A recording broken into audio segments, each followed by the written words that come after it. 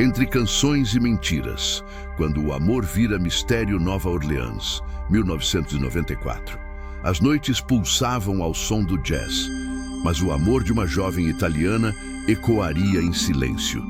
Nas margens do rio Mississippi, uma história de paixão e mentira transformaria o romance em desaparecimento.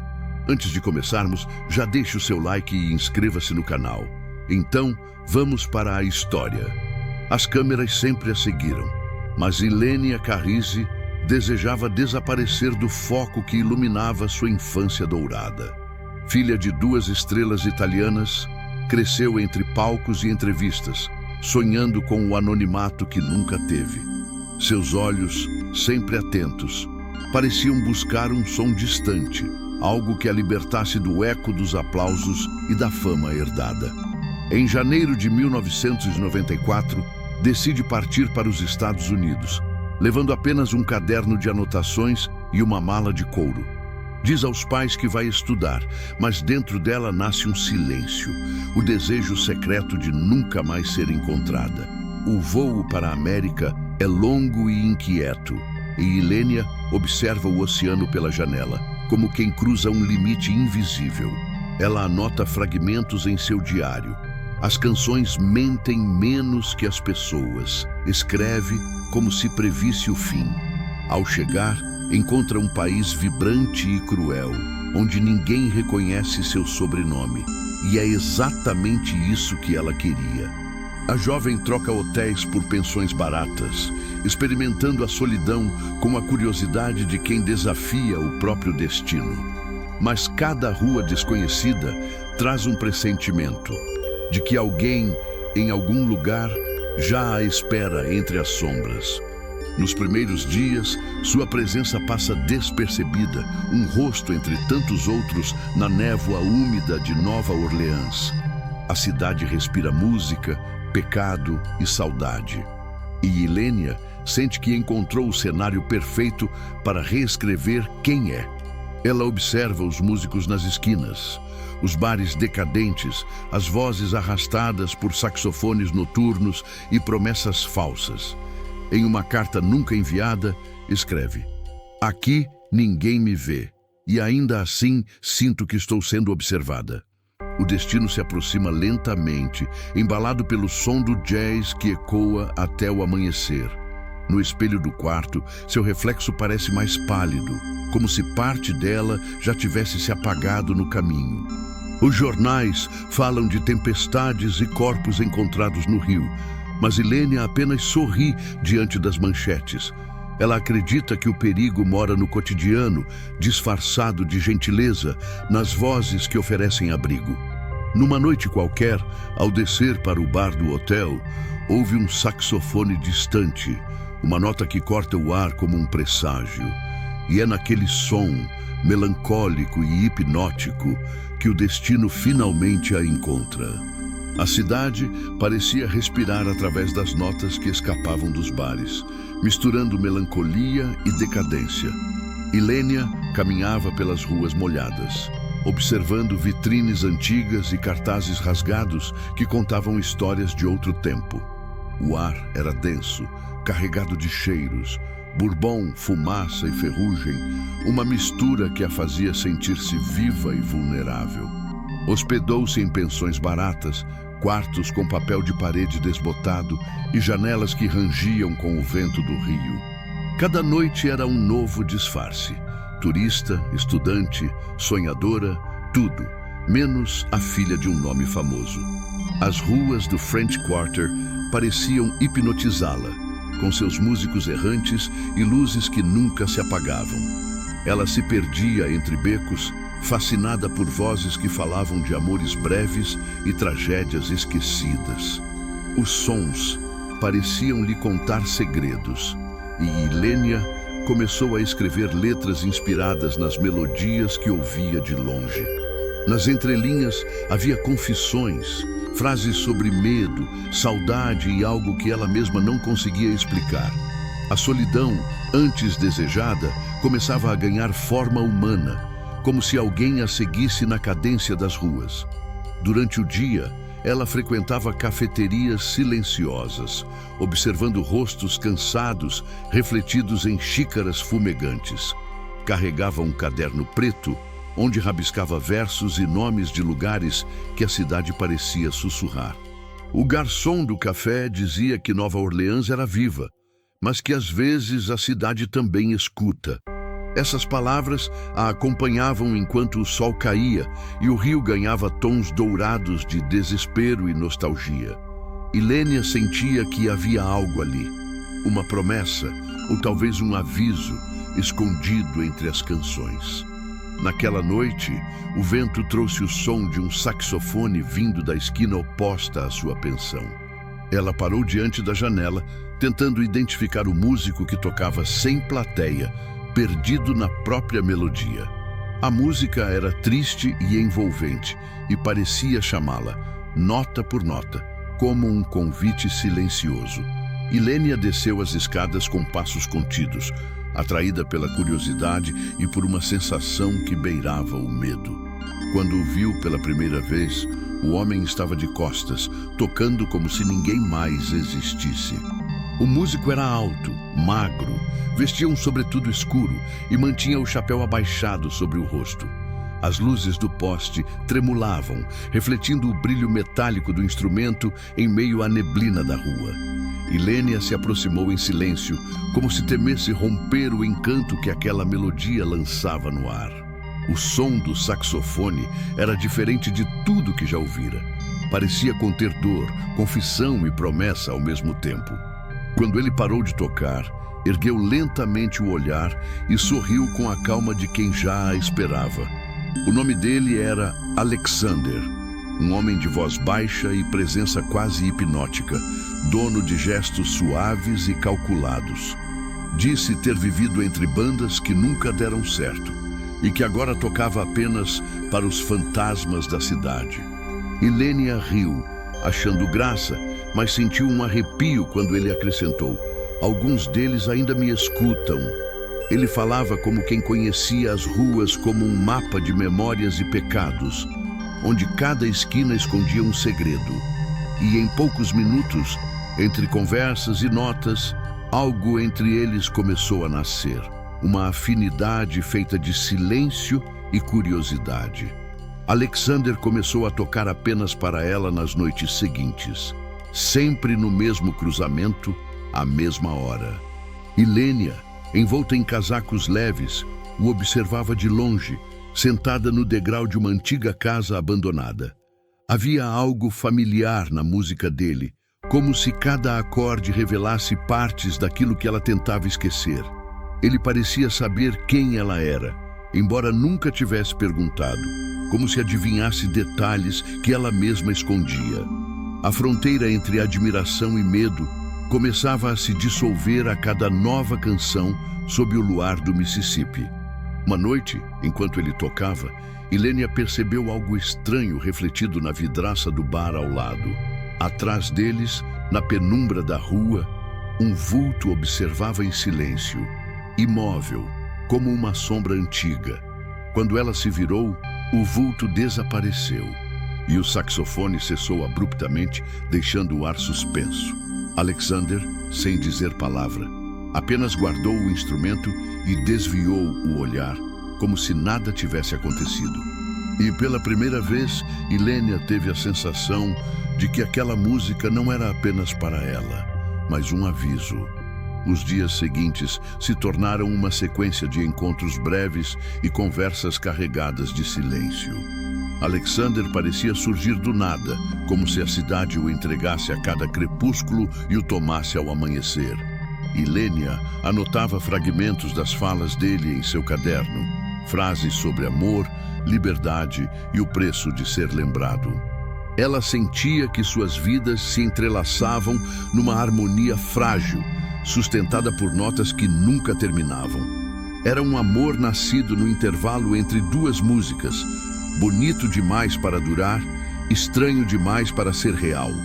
Ele a levava a bares esquecidos, onde velhos músicos tocavam para mesas vazias e garrafas quase cheias. Falava sobre o passado com a clareza de quem mente pouco, mas esconde muito nas pausas entre as palavras. Dizia que não acreditava em coincidências, que alguns encontros são só o destino corrigindo erros antigos. Ilênia, fascinada e confusa, tentava decifrar o que havia por trás daquela serenidade inquietante. A cada noite, ela percebia que sabia menos sobre ele, mesmo dormindo ao lado de seu mistério. O romance cresceu entre fumaça e promessas, embalado por músicas que pareciam compor sua própria trilha. Ela começou a cantar enquanto ele tocava, e juntos criaram canções que falavam de fuga e esquecimento. Um turista jurou tê-los visto gravando algo nas margens do rio, sob o luar filtrado por nuvens pesadas. Outros diziam que ela chorava após cada apresentação, como se algo em suas canções doesse demais, e o rumor se espalhou. O casal de músicos que amava ao som de melodias tristes e risadas mentirosas. Certa madrugada, Alexander lhe deu um colar com uma pequena chave de bronze, pedindo que nunca o abrisse. Ela abre o que deve continuar trancado, disse, enquanto o vento fazia as janelas vibrarem no quarto antigo. Ilênia guardou o objeto, mas àquela altura já sabia que amor e perigo estavam na mesma partitura. Havia algo nos olhos dele, um brilho fugaz, como o reflexo da água antes da tempestade. E naquela noite, ao adormecer, sonhou com uma porta enferrujada e uma canção que terminava com um grito. O casal mudou-se para um pequeno hotel na Bourbon Street, onde o tempo parecia se dissolver em fumaça e jazz.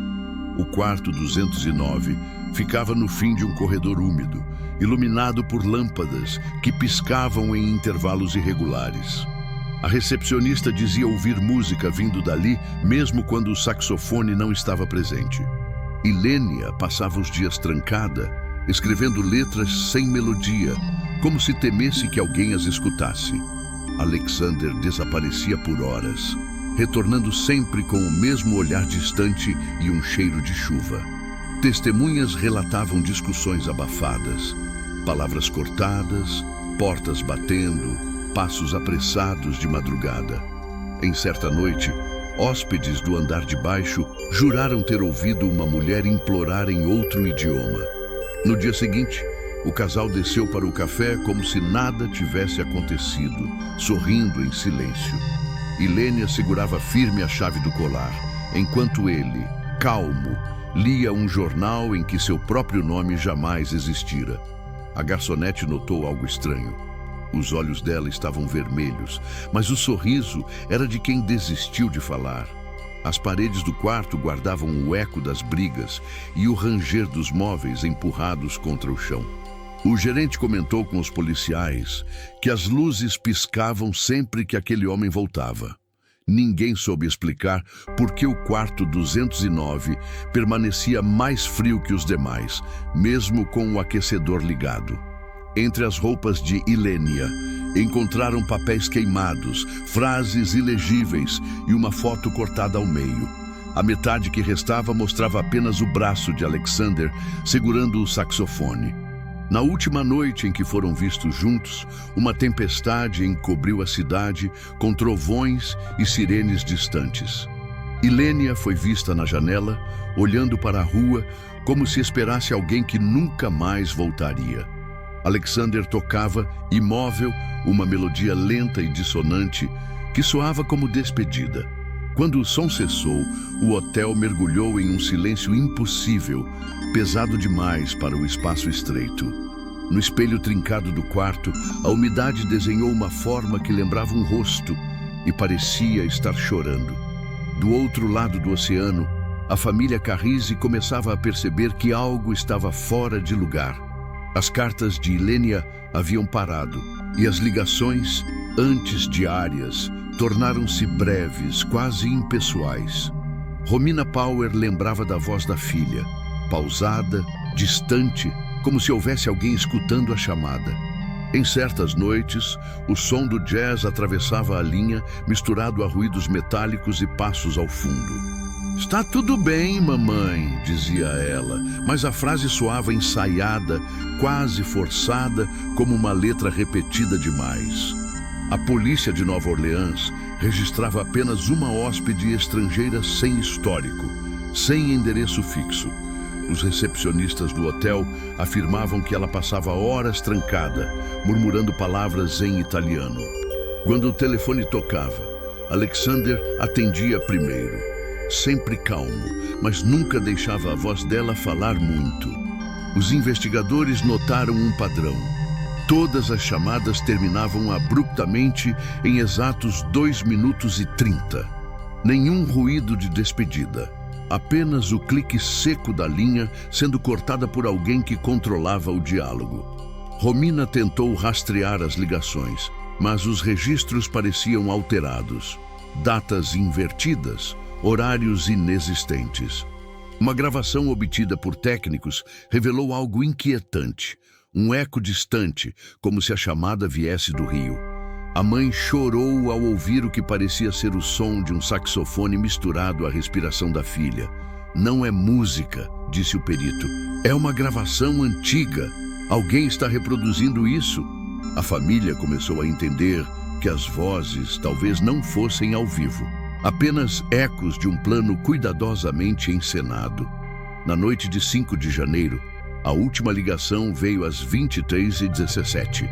Eu estou cansada, mas estou livre, disse Ilênia, antes que o ruído da água cobrisse tudo. Depois disso, silêncio. Nenhum contato, nenhuma tentativa de retorno. Apenas o vazio da linha muda. O operador do hotel jurou ter visto Alexander sair logo após, vestindo o mesmo sobretudo encharcado. E quando subiram ao quarto, encontraram o telefone fora do gancho, ainda vibrando, como se alguém tivesse acabado de desligar. Quando os policiais entraram no quarto 209, o som do telefone ainda ecoava no silêncio abafado do ambiente. A cama estava desfeita, as cortinas rasgadas e o abajur tombado lançava uma luz amarelada sobre o chão. Entre lençóis úmidos e garrafas vazias, encontraram um pedaço de papel rasgado com uma frase escrita à pressa. A verdade está nas canções.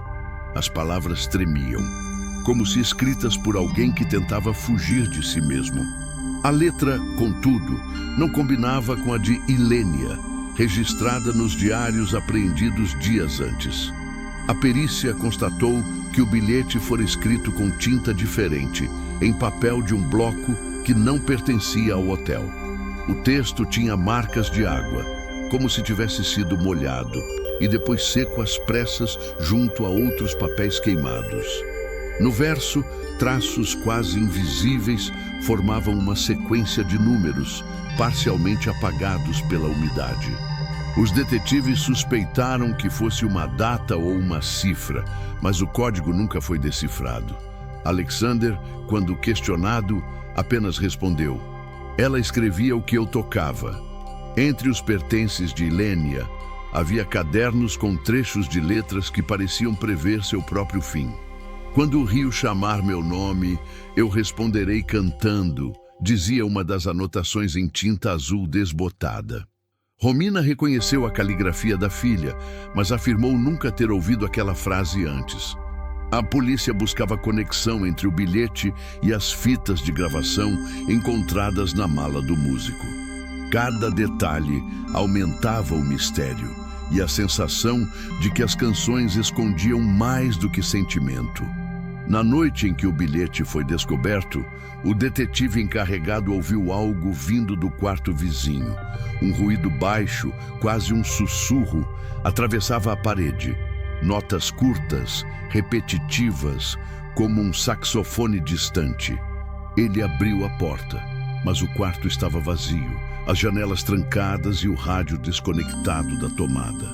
Sobre a cama, apenas o reflexo de uma sombra movendo-se sozinha na parede. O som cessou de repente e o policial jurou ter ouvido uma voz feminina dizer: "Não é mentira se a música continuar."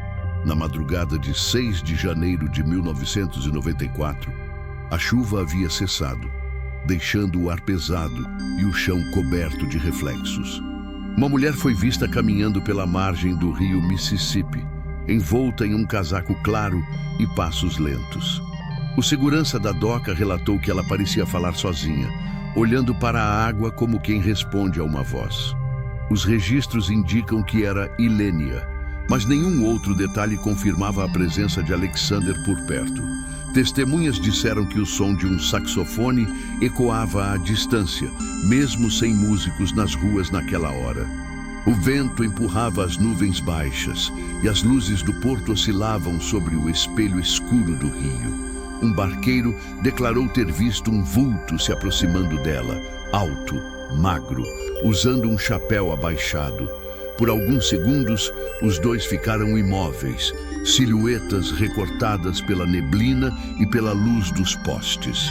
Depois, o homem desapareceu atrás do cais e a mulher continuou andando até a beira da água.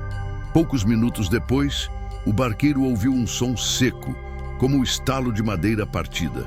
A polícia encontrou marcas de pés descalços na lama, indo em direção ao rio e sumindo na maré alta. Entre as rochas havia uma correntinha partida, idêntica àquela que Ylenia usava nas fotos enviadas à mãe. Nenhum corpo foi localizado e as buscas se estenderam por dias, cobrindo quilômetros de correnteza turva. O detetive responsável descreveu a cena como estranhamente calma, como se o rio esperasse por ela. Os jornais noticiaram o caso como desaparecimento voluntário, mas a palavra suicídio nunca foi confirmada. Na última fotografia registrada naquela noite, um reflexo surge ao fundo, uma silhueta escura, imóvel, na névoa. Os técnicos afirmaram tratar-se de uma distorção da lente, mas o formato lembrava um homem segurando algo nas mãos. A filmagem termina abruptamente, como se alguém tivesse desligado a câmera no instante em que o vulto se move. Dias depois, moradores relataram ouvir o som de um saxofone vindo do rio, embora ninguém estivesse tocando. E em uma das boias de resgate, escrita a giz, alguém deixou uma frase. Ela apenas seguiu a melodia. Após a madrugada no rio, Alexander foi chamado para prestar depoimento, mas nada sobre ele parecia existir. Sem documentos, endereço ou histórico, o homem era uma sombra com voz e instrumento, sem passado comprovado.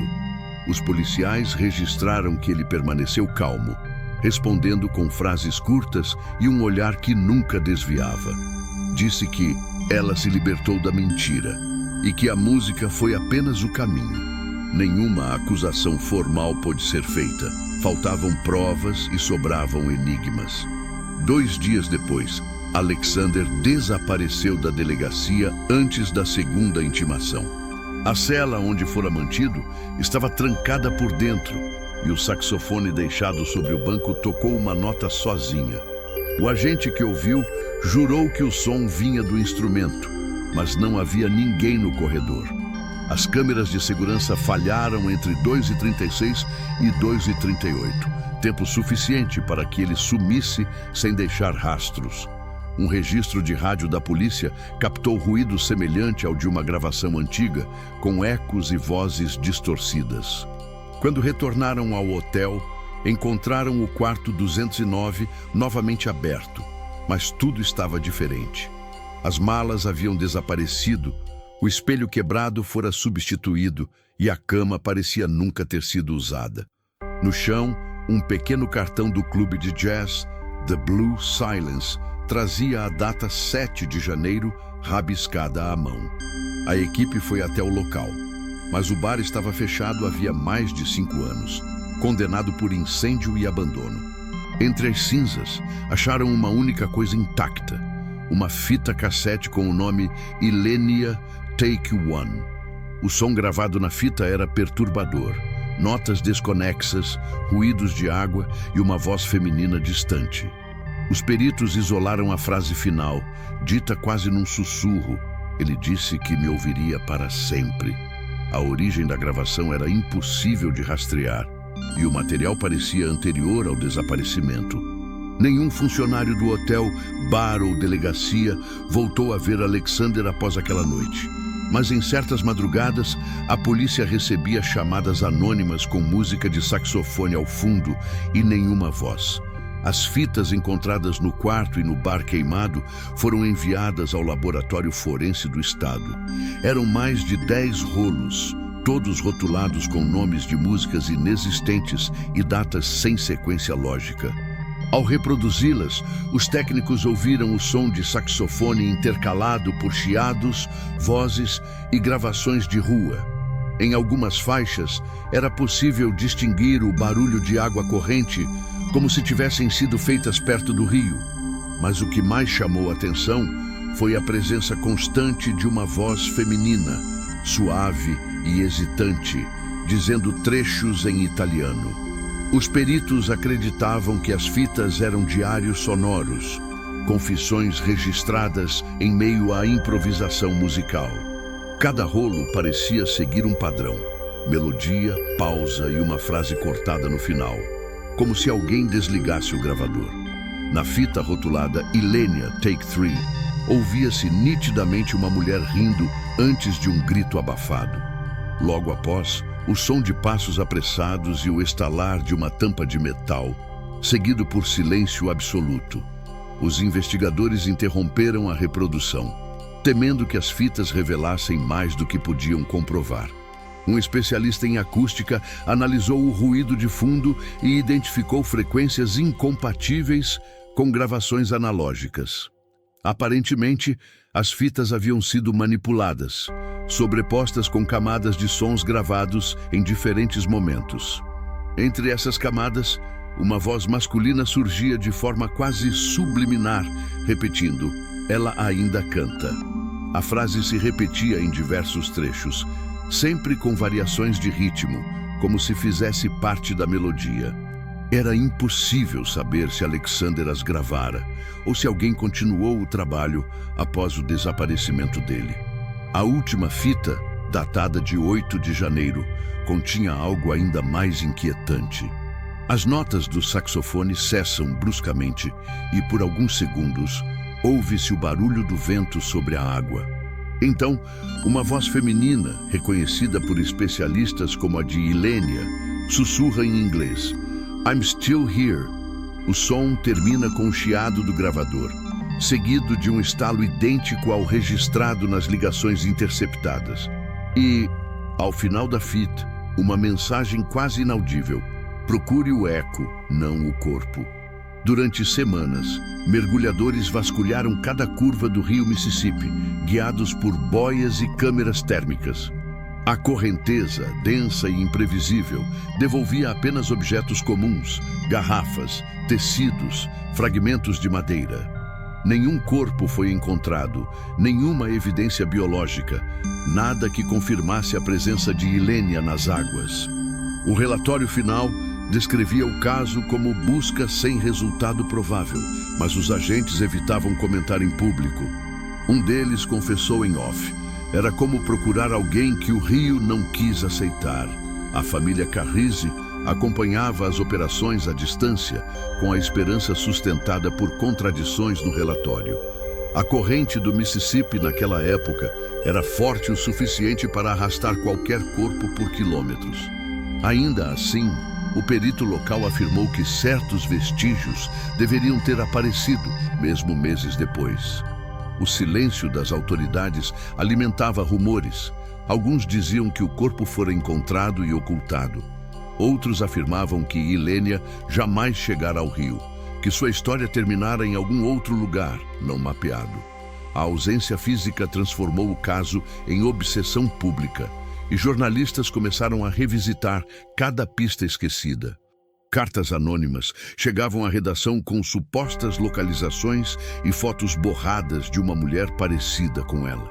Em uma delas, uma mensagem escrita em letras vermelhas: "A música é o corpo, escutem as margens".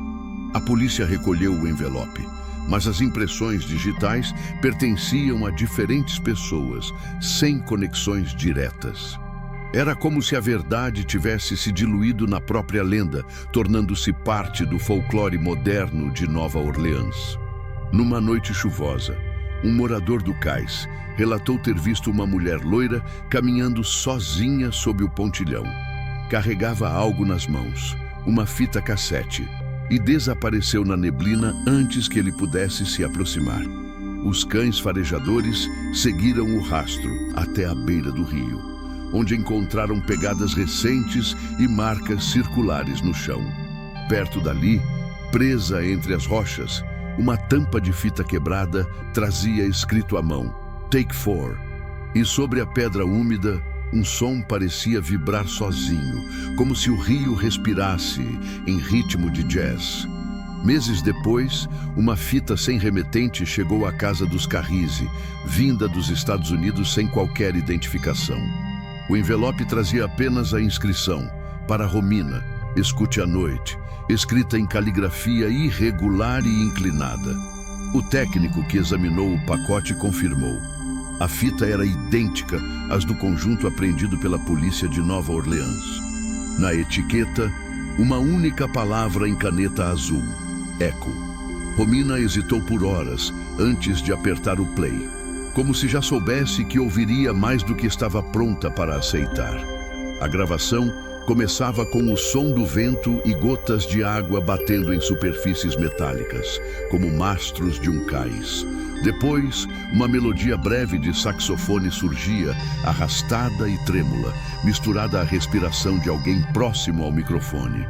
De repente, uma voz feminina rompeu o silêncio, doce, mas cansada, dizendo em italiano, Eu escolhi desaparecer.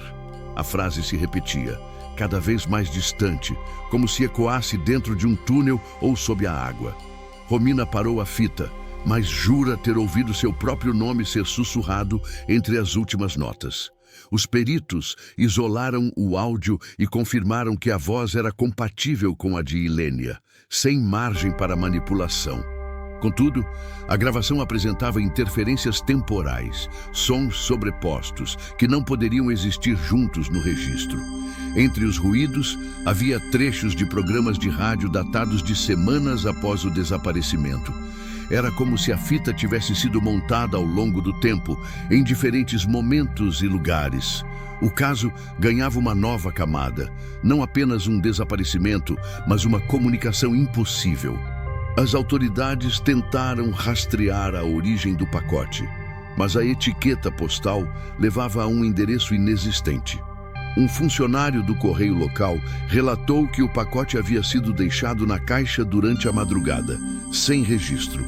As câmeras de segurança mostraram apenas uma figura encapuzada, imóvel por alguns segundos diante do balcão.